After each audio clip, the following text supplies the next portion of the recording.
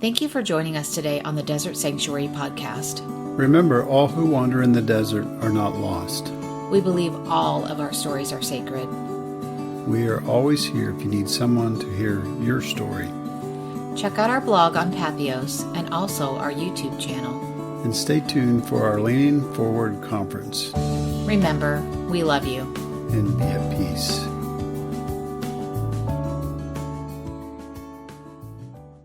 Hi, welcome to the Desert Sanctuary podcast. I'm Laura Forehand. I'm here with Carl Forehand, and we are really excited tonight. It's tonight where we are, but our guests are from Australia, and so it's the morning over there. But we have two guests with us from the Religious Trauma Collective, Jane Kennedy and Samantha Sellers. And we also wanted to mention that they do have a third individual, Elise Hurd, who couldn't be here, but we wanted to give her a shout out because of the amazing work that they are all doing. We wanted to tell you a little bit about the Religious Trauma Collective before we get started. And Jane, Samantha, and Elise are therapists who have personal and professional experience with religious harm and the trauma that can come from losing your worldview and identity where it was once found in faith. They see a significant gap in understanding of this harm and this particular trauma. There is no agreed upon term for it or appreciation for how deep it goes. People can often lose family, community, belonging, income, and certainty. They struggled to find people who could understand what they had been through as they recovered and realized across Australia and New Zealand there were very few working specifically in this area.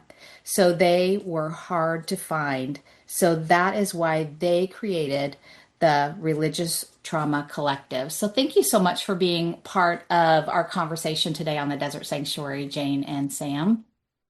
Thanks for having us. Welcome. So it doesn't matter who starts. Jane, would you like to start? Sure. And give us a little bit of your story. Kind of tell us who you are, how you got to this place. And we always say, in as many words as you want. So we think your story.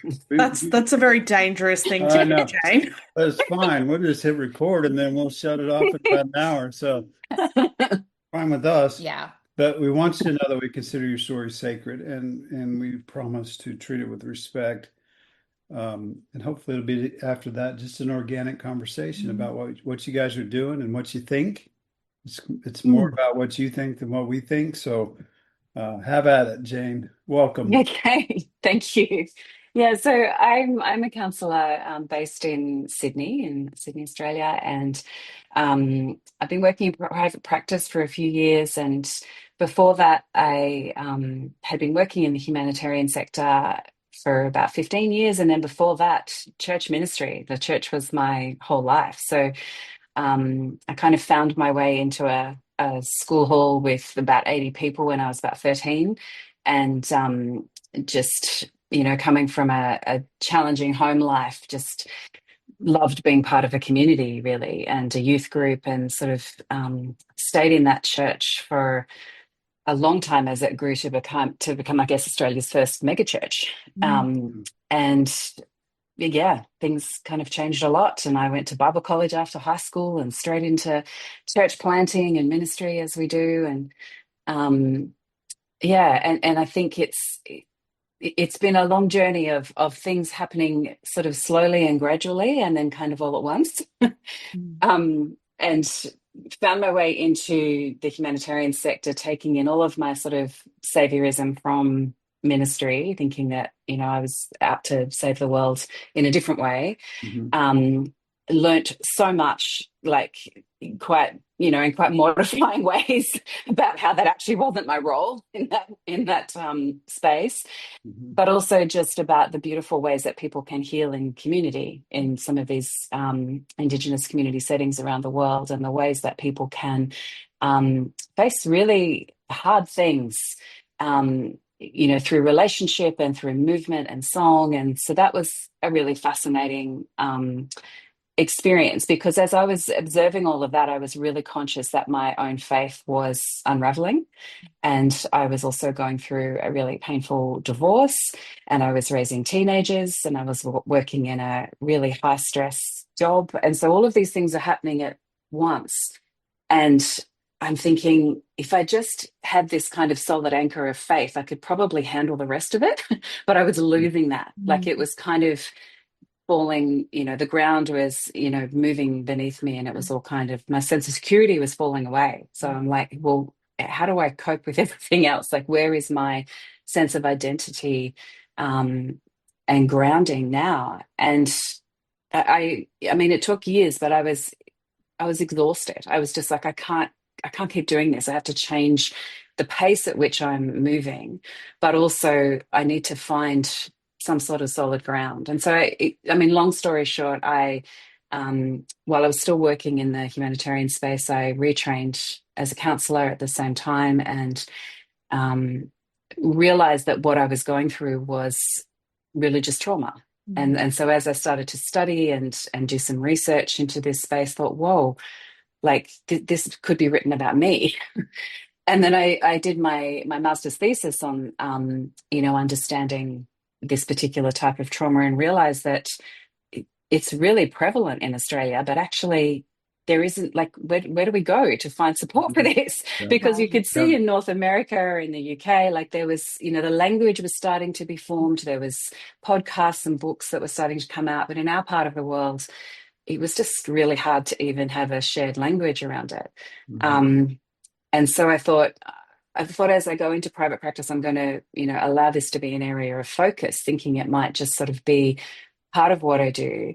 But it turns out that the majority of my clients now, come from some sort of harm, or, a sense of destabilization, because their worldview has completely shifted. So yeah, so that's kind of the short version of how I landed where I am today, and then we can, I guess, talk more about the collective a bit later. Yeah. Sam, you ready? Yeah. Yeah, so I am Sam. I live and work on Gundungurra land, which is southern New South Wales on the east side of Australia. I work as a religious trauma therapist. I typically work with religious trauma in the intersection with the queer community as well. So I didn't grow up in church. I gave my life to Jesus at the ripe old age of 12, through Christian school education, and landed in what at the time was known as an open brethren church. So typically the same sort of really hyper conservative restrictions as the exclusive brethren, but we just didn't have the exclusivity portion and the clothing control, all of that sort of thing. So there were some things that were a little bit different, but in terms of belief systems, pretty similar. And, as a young person, I always talk about it as it's not the type of church that, a 12, 13-year-old would have been drawn to. Like, I could see a 13-year-old being drawn to the big, Pentecostal mega church spaces because it's grand and it's fun and it kind of just looks like a concert most of the time. This was a very little church, max probably 100 people on a good day, but it was a family church. And so it was very much the belonging that I was drawn to. I had quite an emotionally abusive dad. And so that was part of what drew me to that space of being able to feel like I had more family and a sense of really feeling like I had a place in this space. And then catapulted into essentially like the next, I want to say just over a decade, 10 or 12 years of ministry, throwing myself. I think this reference will land with the US people. I wanted to be the seventh heaven wife, of like Mrs. Campton, pastor's wife, 7 kids. Spoilers, that didn't happen. I now have a wife and a dog, and that's what my life looks like. So just slightly different. Yeah. But queerness was definitely not allowed in this space. Queerness, like it was just erased. It wasn't talked about. It was definitely not allowed. And so after quite a while of just being all or nothing, that very black and white, all or nothing type of Christian in that space, I was doing all of the things, all of the ministries in all of the spaces. And I was there, golden Christian church girl. But in some ways also not, because I liked to ask questions. And in that space, that typically was not, particularly as a woman, it was not encouraged. Um, Fast forward a little bit, I fell in love with my now wife, and shit hit the fan. So I did what any good, Christian girl does in that space, and I went to my elders and I had a meeting with them, and it basically unraveled from there. I went into that expecting that I would not be able to do ministry anymore. But what I then was met with was just an immense amount of betrayal and coldness and judgment. And over a period of probably 2 years, because it took some people until the point of when we got engaged, because then we were ruining the sanctity of marriage in inverted commas. But over a period of 2 years, I lost everybody. Not a single person stuck around. I would say all bar probably 3 people stuck around, disappeared.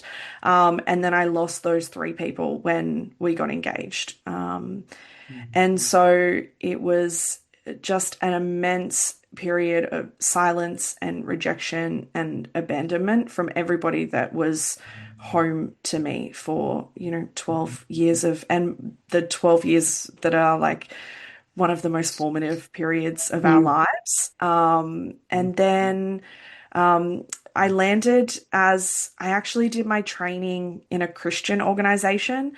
I thought it was going to be my gateway between, like my bridge between doing ministry and still getting paid, because I needed to earn money. And I think my deconstruction probably started a little bit before that, when I really understood the concept of predestination and how messed up that was. But my deconstruction ramped up in my training, because the minute I heard, they were wanting us to pray with clients and refer queer clients and those who wanted to get abortions, and to never advocate for divorce, even in abusive situations, and all of these really, really harmful things, that I was going, this doesn't work. This doesn't line up. This doesn't make sense. And my years of playing mental gymnastics to make things make sense that don't make sense was starting to fade. I still probably tried to hold on to my faith for a really long time, even after leaving church, jumping from church to church, trying to find an affirming space, and still seeing the minute that people recognized or realized that my wife and I, or my partner at the time, were not sisters, but were in a relationship, you could see the shift in the space, and people no longer came up to you as the new people in the church. And so we never really found that space, despite desperately trying to hold on to it. And I think that was just a part of us trying to hold on to some sort of normalcy. And yeah, but I was really lucky that I landed with a therapist who had language of religious trauma and deconstruction. He was an ex-pastor and helped me pull apart a lot of the messaging that was fueling my internalized queer phobia and all of that sort of thing. And at some point, I realized that I actually just don't care. And that was really nice. And, there was a whole host of really painful, strong emotions and grief mixed in with that. And then, yeah, I probably resisted working in this space for a little too long, according to him. And then Jane and I found each other, and that's probably the start of another part of both of our stories of the Mhm. collective. Yeah, Yeah. very cool. I, I like what you you mentioned that at the beginning, you felt like you belonged Mm, at the church. And at 12, I'm sure that you did. I think what I've learned though, through being a pastor's wife, and I was more fitting in Mm. Where I thought I was belonging, but I really because Sam, what you were saying just really kind of struck me because as long as you were playing the game, as long as you were you know, fitting into all the molds that the church has for you, then you have this sense of belonging, I guess. But it's really like I've learned for myself, I was more fitting in. I was changing who Yeah. I was in every situation, so that they would accept me. Yeah. Yeah. So I love how you shared that you're unraveling, Sam. Jane, I was going to ask, I wrote that down when you were talking. Was there any one thing that started this unraveling for you, or was it just kind of a culmination of a lot of things going on in your life at that time? I think much earlier, my sense of things not feeling okay with church were like there was this discomfort, this sort of, oh, I don't like that. Um, I was part of the church that never sleeps, in inverted commas, and so everybody was just exhausted all the time and could see people, being run into the ground and just there was very much this kind of celebrity sort of vibe, which I loved and thought was really cool until I realized that it was actually quite exploitative. Yeah. And so I think, yeah, Yeah. yeah, like I started to see some of that stuff and just feel uncomfortable about it. Mhm. I I don't know, there was just certain things that I didn't really have language for because I didn't have any safe people to talk about. And this is sort of pre-smartphones and social media and all of that. So there's like it just you internalize it and think, oh, it must be me. It Mhm. must be just something wrong with me. But when I moved overseas for a few years, and I think that was my time to just go, oh, okay, like there can be different expressions of faith, and there's so many different ways to just be a human. And I think that kind of I mean, travel is just such an incredible, you know, perspective bringer in so many ways, but just being in a different context and then starting to just sort of question the way that things were because they were presented as the way things are. Like this is how the world works. And I thought that even that verse, the world is peripheral to the church, used to get thrown out a lot. So everything that happens outside the church framing isn't kind of, the way it should be. And everything in here is where the life is and where the right way is. Right. And I guess that sort of just started to fall apart. So my deconstruction was with church first. I would still at that point say, yep, I'm still very much a follower of Jesus and my faith is still strong. And I think my more holistic sense of spirituality kind of started to become very destabilized when I was just completely depleted. I was exhausted. I was emotionally wrung out. I was, going through crisis essentially in a few different ways, Right. and just found I didn't have that what I once thought was solid ground, and so that kind of made me just really question everything. Um, and also, I think the way that people responded to me, I just found it really empty. Mhm. That the platitudes and the kind of you'll be okay and just keep going and push through. Even whether it was with my divorce or whether it was with working in a really high stress sector where I just was not equipped to cope with vicarious trauma. Mhm. And spending a lot of time in high poverty, post disaster, post conflict, you know, unsafe. Some of the risks I used to take were just ridiculous when I look back now. But I just think, you're exposed to, now that I understand how the body and the nervous system works, I was just on alert, like literally on alert. I had security guards outside my door sometimes when I was traveling. I had, a guy that I remember being in this remote jungle in Bougainville near Papua New Guinea once, and I had to have a guy come with me to pee, like Mhm. at a road stop because there were snipers. And I look back Wow. and go, what the hell was I doing? You know, Mhm. but I think it's that when needs are so urgent like that, you just go, oh well, I can't have needs because the Right. the needs of the world are so important. Right. And so you just push through. I'm just going through a hard divorce, but these people have nothing to eat. Or these women live with, extreme violence. Mhm. So I just have to kind of cope. And I think I think I just got to a point where I just collapsed under the weight of all of that and just went, I don't even know what I believe anymore, and just needed to try to find a way to steady myself. So, yeah. I want to combine two questions in one. Both of you used the word harm. Mm. A lot of times in the US, people say church hurt, Mm. and I realize how bad that can be, right? Because that says your feelings got hurt, and just Yeah, get over it. And it's on you. you kind of mentioned spiritual Yeah. bypassing and things like that. So how important is that word church harm, and how significant is the problem of church harm in Australia and New Zealand? Mm. One group in the US did a statistic or did a study and came up with the graphic of 1 in 3 have been affected by religious trauma. What's your gut feeling about that? And tell us more about church harm. It's important to understand that, right? Mm. Either one of you. Yeah. Yeah. No, you go, Jen. Okay. Okay. Uh, I think yeah, I mean, words matter, as you Mm, say, like church hurt it does very much put it back on me to deal with my hurt feelings. We mm, will say that people, and we, see that you can experience harm in a faith setting or in a faith community or context that can lead to trauma. Mm. So there's so many ways to look at it. And as you read out from our, website language, like there is no one agreed upon way to talk about this. mhm. It's huge. Yep. And people experience it in so many different ways. But I think in Australia and New Zealand, we often say that it's, the culture here, it's quite different. Australia and New Zealand are not exactly alike culturally, but we share a lot of similarities.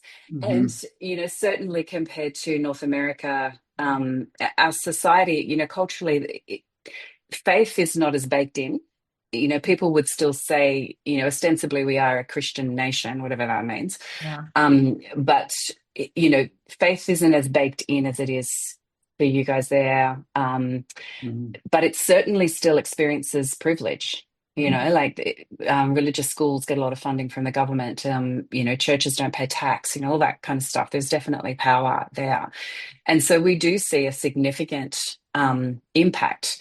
The people that we have on our lounges each week who do experience either single incident issues of abuse. We know so much about clergy abuse within the Catholic Church is quite publicly understood. In 2013 we had a royal commission into institutional abuse within faith-based institutions in Australia, which was really sobering. And I think for the first time, people had to kind of go, whoa, like this is a real problem. So you have, we see PTSD from people who have experienced that kind of abuse. And then we have, people who just go, I had to believe a certain way, which included bigotry or homophobia or, quite a prescriptive way of seeing the world.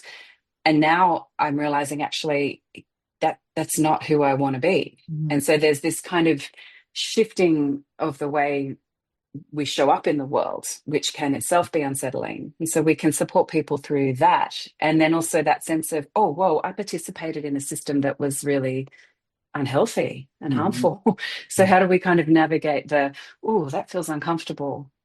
So there's so many different layers to it. Um, yeah, maybe Sammy, you want to talk more to that as Yeah, I well? mean, I think the only thing that I was going to point out is that, like, whilst church culture is not necessarily like the norm as much as what it is in North America, is in like you meet someone and you're not immediately like connecting via what church they go to or anything like that. But if you look at the support services, particularly like free support services where people can actually get counseling and, support and other types of, um, you know, support. What's another word Social for services. support? Yeah, social services. Yeah. They're all very faith-based systems still. Mm, So, like, there is, very prominent ones that, they're very well known in the community. They're usually big logos on events. They're, supporting, like they run op shops or thrift shops and things like that. And yet they still run with really conservative ideology, particularly for queer people. And so, these spaces are the affordable, accessible, free spaces, but they're not necessarily the most supportive spaces because they're still faith-based. I worked in a faith-based organization, but well, it had a faith-based ideology, but it didn't present itself as faith-based. But my wife and I, who both worked in the same organization, still received religious discrimination from co-workers and from management. And so whilst it's not necessarily we're talking about every church that's on the corner of the street, it is still, woven in to particularly social support services. And I think that's the tricky thing, particularly for people accessing support as well. Yeah. We see a lot of pastors. I'm a former pastor, so we see a lot of pastors and ministry workers, people that were knee deep in, they were engaged, just like Jane, you were talking about. They were really engaged in church. And when they come out, I was with the Southern Baptist Convention, which said, start something new, always be starting something new. And their churches die on this side of the street, and then they start a new one. And so when they start to deconstruct, when they start to try to put their life back together after faith or with a different kind of faith, then what we've noticed is it's just an alarming thing that those people have a website up within the year and they're starting a cottage industry before they've seen someone like you. And Mm-hmm. please talk about how it's that kind of stuff. It's not just trauma. It's not the harm that happened and how I absorbed it and what I didn't do about it and how I bypassed it. It's also about there's something kind of embedded in our DNA when we come out of that. And it takes a while, right? It takes Yeah. professionals. You're going to have to read, you're going to have to study, you're going to have to spend time in community with people that don't have a religious controlling objective. So can you guys speak to that a little bit? I want, I'm all for pastors doing something better with their time, but I don't want them to do it. We've had two instances of one of the biggest um, websites here and one of the biggest um, spirit. She's actually a trauma coach, and um, alarming stuff has been happening. I want people to get better first. Can you speak to that, Sam? Do you want to lead off? You're shaking your Yeah, head. I mean, I think we talk quite a lot about the fact that, like, in the deconstruction space, you can just take the same fundamental dynamics that you had in Mhm. church into a different space. It's not about the beliefs, and we talk about this when we talk about cults as well, which is that it's not about the beliefs, it's about the behavior. And so in church harmful dynamics, it's not just about how it responded to you, like how you responded to what was happening, but it's also about what was actually happening and the control dynamics, the conformity based dynamics, the power dynamics that are systemic issues in these spaces. And then, unless you unlearn that conditioning, unless you unlearn the indoctrination and you make a conscious effort to shift that and to work out what is actively choosing to not play into power and control dynamics, you have people just repeating the same behaviors yeah, they might not be homophobic anymore, but they're still displaying the same expert type of perspective that we would see in the church. If you look at the deconstruction space on Instagram, I've mentioned this before, and I think on a different podcast, it's still full of straight white men who are Yeah. ex-pastors talking Mhm. about better theology, right? So like as a queer person, I'm like, cool, great. But like I've had affirming pastors on my podcast, and yet my body still responds because even though they're talking about better theology, they're Mhm. still a pastor. Like they still have the same language, they still have the same energy, they still have the I am the expert in this Yeah. space. And they're And still so we carrying are their trauma. still, Their yeah, trauma is still unresolved. Mm. yeah, Yeah. Yeah. absolutely. Wow. Yeah. Thank you for that. I think there's also a I worked real up a sweat there. I'm getting excited. Sorry. Go ahead. Go ahead, Jane.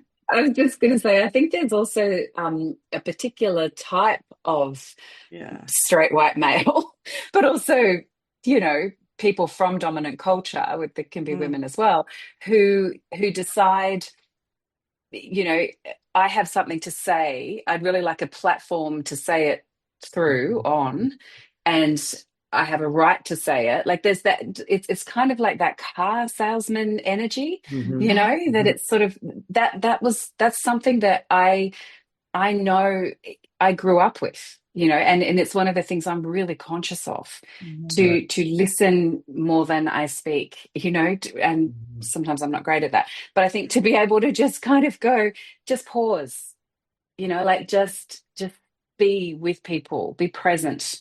Mhm. Um, don't just wait for your turn to say something amazing. Like this kind of oracle idea of here I am coming in to share my incredible wisdom with you, Mm. um, is just so gross, you know? yeah.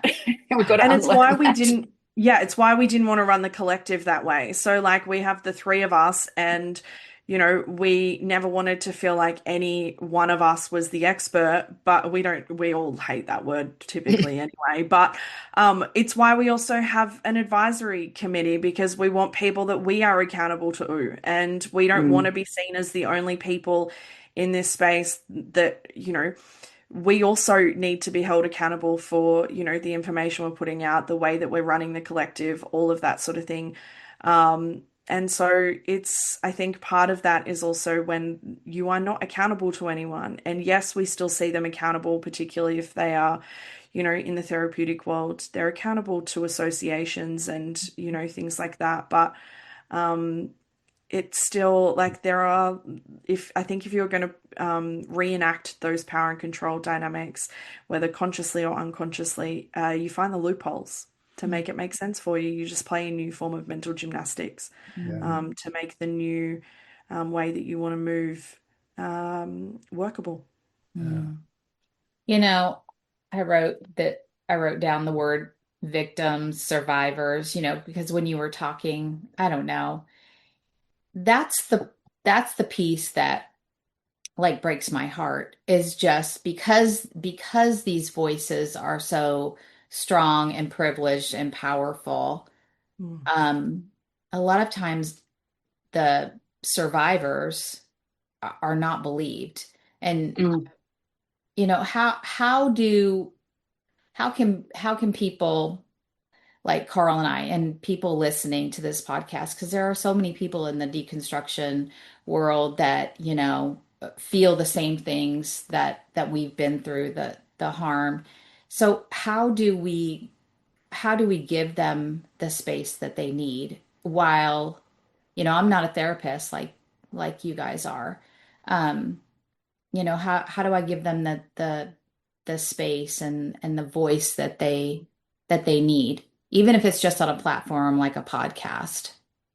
mm, mm. This is where Elise would have been great. This is her Mm. mantelpiece. She's like, this Yeah. is her little like megaphone moment. But I don't think even when I'm talking with clients, um, people just want to be believed. I think mm, I don't think we need to make something super complicated in terms of, unless you are working with them therapeutically, which, most like you guys are Mhm. not, Mhm. that's where you want to have, a much greater and more depth understanding of that space. But I think in terms of just people that you are connecting with, full unadulterated belief is what survivors want.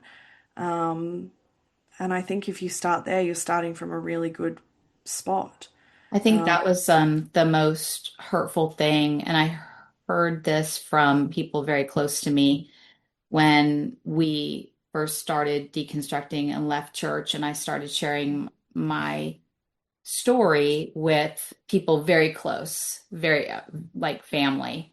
And the response was, well, that doesn't happen at my church, which Yeah. absolutely shut down Yeah. anything more I wanted to say and just made me feel so small. So I 100% agree with that. It's just, that your story is not my story is not your story, but that doesn't mean I can't believe what you're sharing with me. I believe that's what I want people to know is I do believe you. Mm. And if Yeah. I something think I've been through. Go ahead, Jane. I'm sorry. No, that's okay. I was just going to say, I think also in so many of the faith-based settings that we've come from, we don't do pain very well. We Mhm. don't do discomfort very well. We don't know how to talk about hard things. Mhm. We go straight to triumph and overcoming and, trust, pray, read your Bible, whatever, deal with it. So essentially, as you say, people get shut down. Mhm. So, well, that's not my experience. And so, what does that mean? Therefore, you're making it up? Like it's kind of, like there's that sense of wanting to minimize and diminish, as you say, and make you feel small. Because I think to actually acknowledge that there is harm taking place Mm. is to go, well, maybe I need to be aware or conscious of that. Mhm. Maybe I need to do something about that. Maybe, it's a scary and unsettling place to be because you realize that this, I guess, this structure, this worldview, this framework for being in the world, we're told that it has to look and be a certain way. And so to admit or to acknowledge that something is wrong is to necessarily destabilize that structure. And that's so uncomfortable It because we is. don't know how to sit with pain or discomfort. Mhm. And I think just, yeah, as Sam says, being able to just go, yeah, I'm so sorry that happened. Mm. I can't fix it. I wish I could, Mhm. um, but I can sit with you and hear how that's been for you. Right. Yeah. I think also people panic and they go, "Oh Mhm. Mm, shit, like what mm, do I need to do with this? mm, Oh I my got the mm. gosh." answer. All of a sudden it's about you. And I think Yeah. there are like three things that you can say. I believe you. Thank Mhm. you for telling me. Like, would you like me to help you find support, or would you like me to just be with you in this moment? Mhm. And I Mm, think that gives, rather than just a blanket, what do you need from me? Because they might not know, mm, Mhm. but it gives two choices. Like, do you just need me to be with you and listen to you and hear you share? Or do you want me to actually take an active role in like helping you find some support and help in that space? But I think like calm down. Like this, it's far bigger for them telling you than it is for Right. you hearing it. Like, yes, it's hard to hear stories of abuse, but it's harder to be the person being abused. So mhm. it is like calm down, don't panic, just tell them that you believe them and ask like, do you want me to be with you? Do you want me to help you find support? I love that. Like in marriage counseling, isn't it? We say to people, Yeah. like, help me or hear me.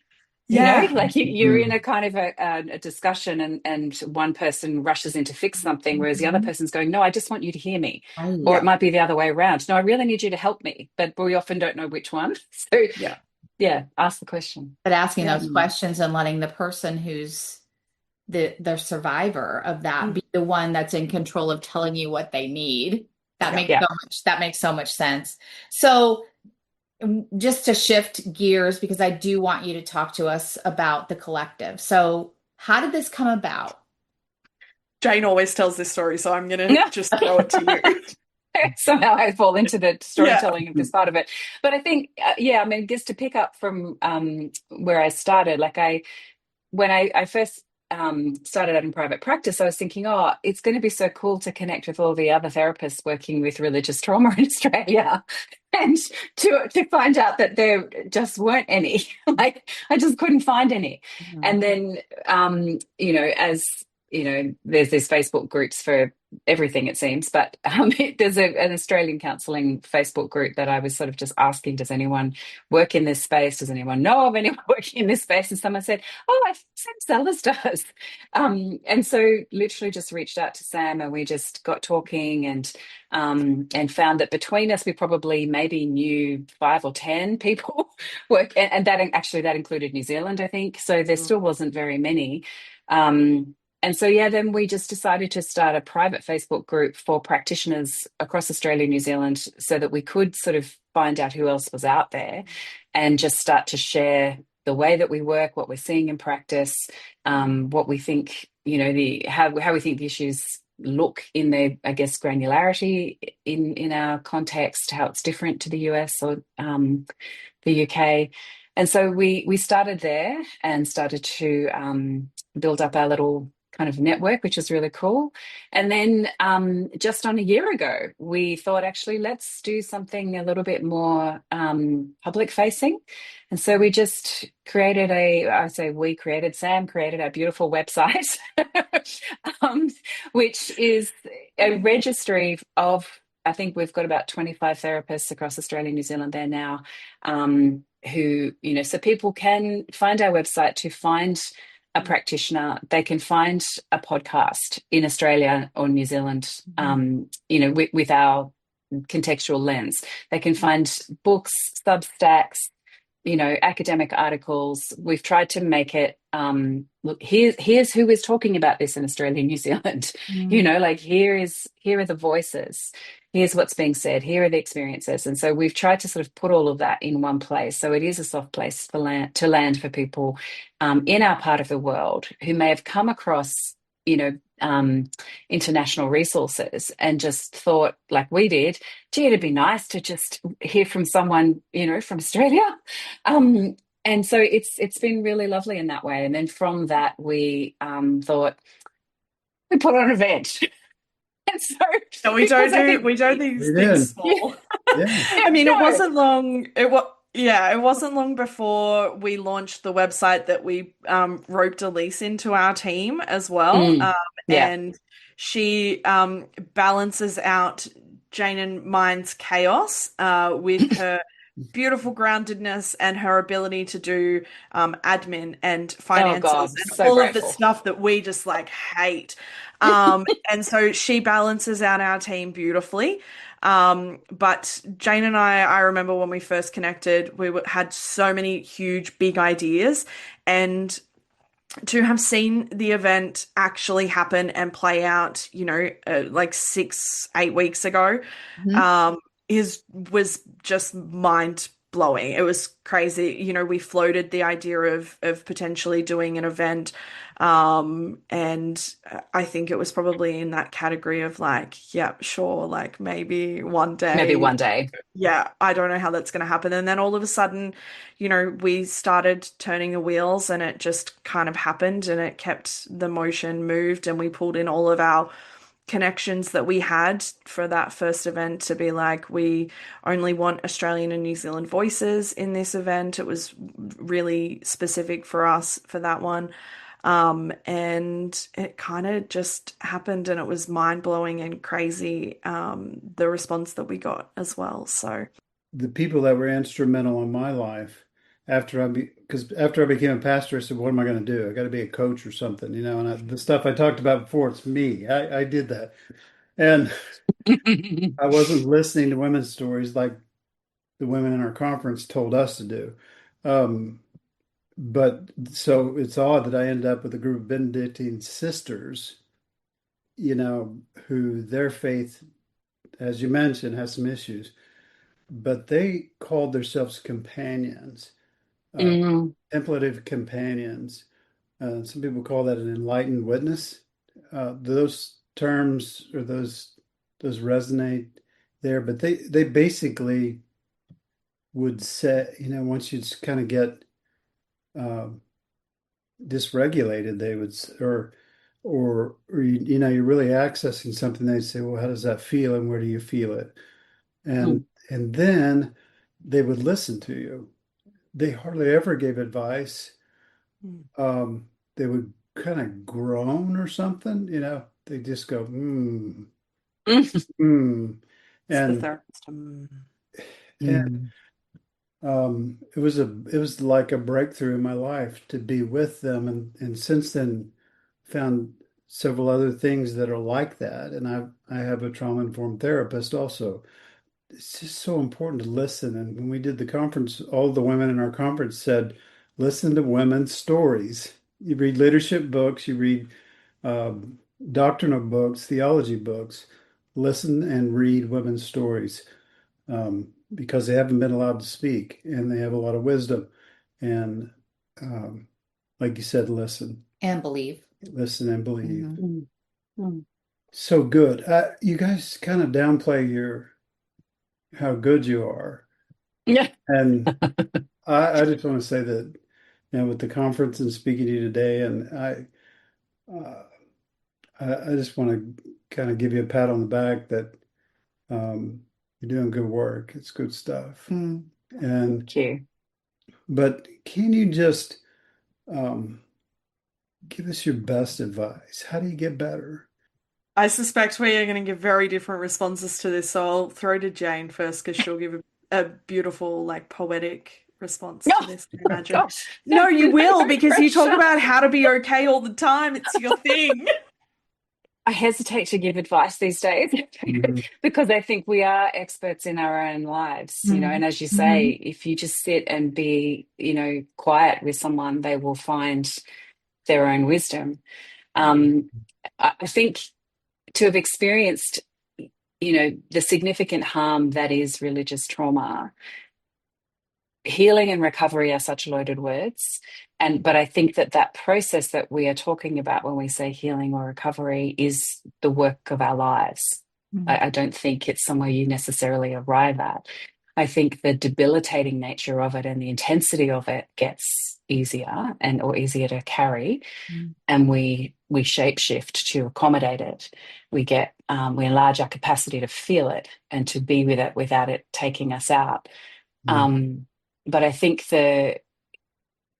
what made such a difference for me and what I see in so many of my clients is being able to um, learn to slow down a little bit first and just take a breath and just kind of there's a beautiful you may have come across Padre Otwama. He's an Irish poet, and he has this beautiful book. I've actually got it right here.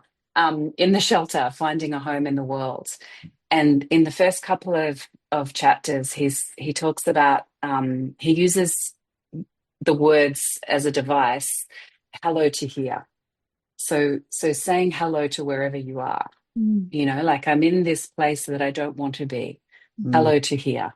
Mhm. How do I just be with what I'm feeling? Um, I guess have it witnessed, find someone I can tell the truth to, Hmm. Mhm. and allow myself to learn to feel, because in these high control spaces we're not allowed to feel. Right. We control our feelings are not something that are permitted. So Right. being able to learn how to feel grief and feel anger Mhm. and notice anxiety or shame, or notice things that are coming up and be able to go, oh yeah, that's somebody else's voice. That's not my voice. Or, oh, that's the indoctrinated part of me. Like that's not all of me.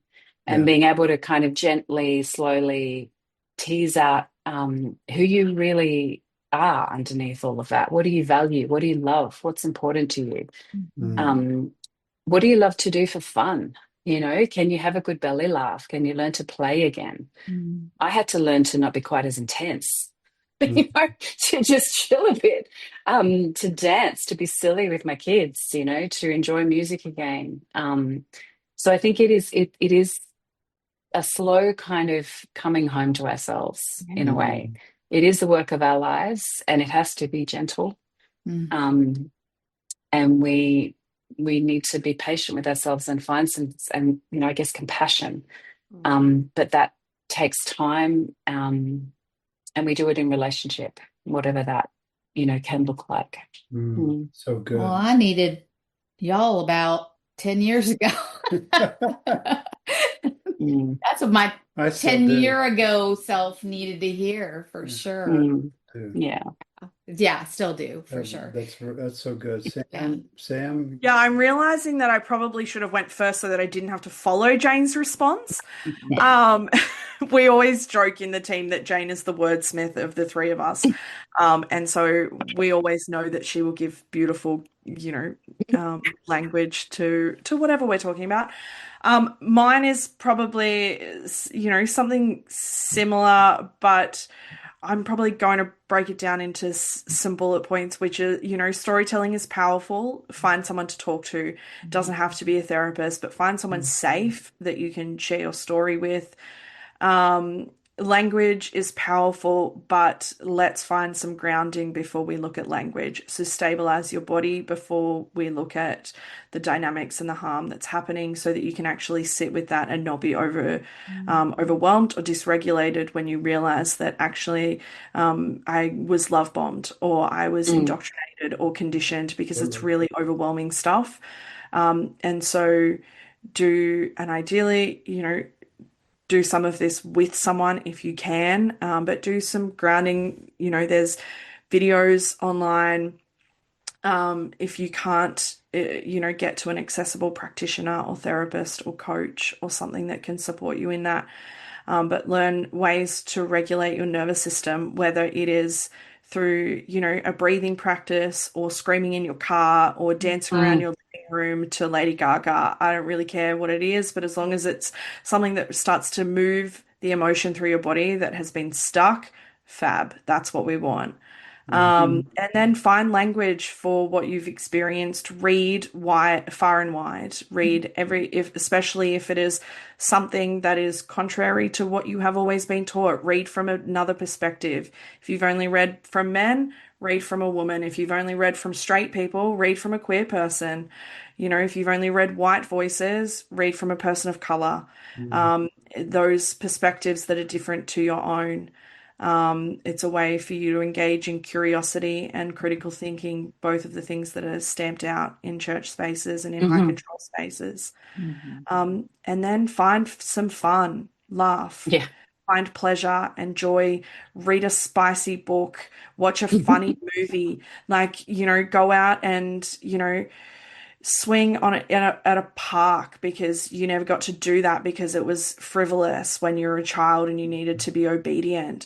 Like go and do inner child work is really powerful in this space to reclaim the parts of yourself that you had to either suppress or lose or were erased as a child. And so we talk about, the pain and the grief and the tears and the rage all being important parts of healing, and they absolutely are. But so is play and humor and, you know, pleasure and joy and wonder and all of that as well. They're all such vital parts of healing because if you deal with the heavy and you can't find a way to experience the light and the fun, what was that for? Right? That's part of living. So we want to embrace the duality of life that usually has not been allowed or afforded to you up until that point. Mm. Mm, Yeah, and that was beautiful too. Yeah, it's so good. It makes me think of my students because we talk a lot about the brain and our nervous systems and things like that. And just, that's one thing that I wasn't just in my family of origin, emotions were. Mm. So what you're talking about like really speaks to me. And I want my students to know, you know, happy, sad, mad, glad, they're all good. They're all good, mm, Yeah, it's how we've just got to process, some of those things that make us feel stuck sometimes. mhm. So, yeah, I love that. So, how can people find you? I feel like a lot of people from the US are going to seek you out now. Mhm. Yeah. Yeah, so our website is thereligiostraumacollective.com. That's our hub. You can basically find all three of us from there in our Meet the Team page. You can also see all of the resources. We have our Australian resources highlighted, but we also have an international page as well to draw attention to the stuff internationally as well. We are on Instagram and Facebook, but we are more prevalent on Instagram for sure. Both places at the Religious Trauma Collective. And we each have our own practices. We each have our own social media pages where we talk about, similar topics and themes, but in our own unique voices and personal ways. And so you can find all of that on our website as well. All of our personal links are also on there as well. Awesome. Mm. The time went quick, and Yeah. I just wondered if there's anything you didn't get to say that you'd like to say, um, that you really need to get off your chest. Do you want to yell at our president or something? Always. Oh We'll, gosh, Talk about we'll trauma. always rage out at that. so sorry. Mm, Yeah, it's I sometimes it's just get wild. really sad about mm, all of that. Oh, yeah. yeah, And yeah. we could have a conversation offline about anyway. But Yeah. thanks so much for being here. I really appreciate what you're doing. Yeah. Yeah, thank you. Like it seems like in a way you guys are kind of part of the tip of the spear, the beginning of hopefully what's going to heal a lot of people Mm. in your lands, and send us vibes and do as much as you can to send some of that this way because we need it really bad Yeah. here.